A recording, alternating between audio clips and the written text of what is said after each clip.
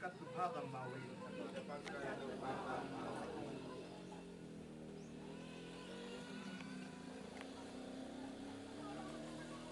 Amang mapagmahal,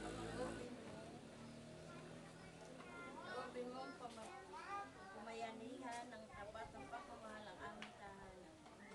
Lulugod namin, sapagkat lubha kang mawain. amang mapagkalinga, loobin mong maging kapagpalad kami lagi. Sa mga kapagpalad, dukha at sawa, luluhod namin. Sapagkat lubha kang mawain. Amang may kapal, loobin mong maging pasigasig kami sa pagpapalaganap ng iyong paghahari.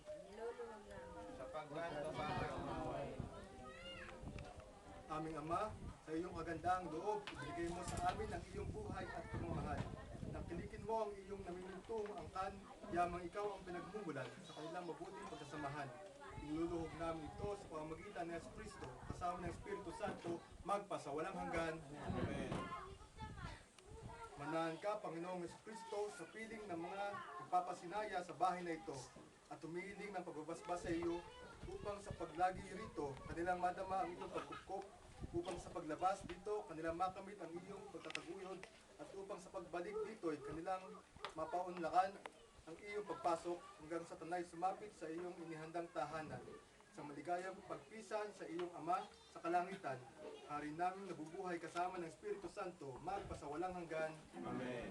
Ang banal na tubig nawang ito ang magpaalala ng pakikiisa sa kamatayan at pagkabuhay ni Kristo sa sakramento ng binyag.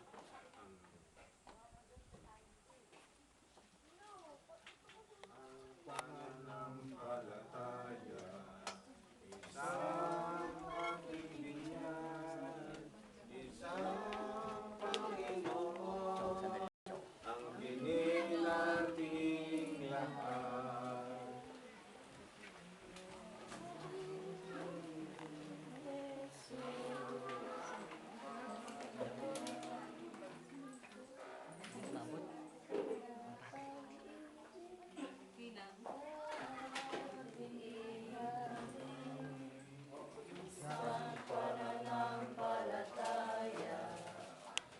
Isang pagbibinyag, isang Panginoon, ang binilating lahat.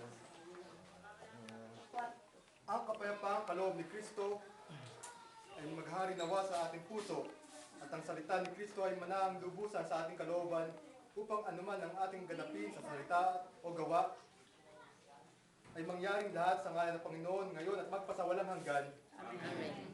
Sumainyo ang Panginoon. Sumayin niyo rin. Pagpalain kayo ng makapangyarihang Diyos Ama, Diyos Anak at Diyos Espiritu Santo. Amen.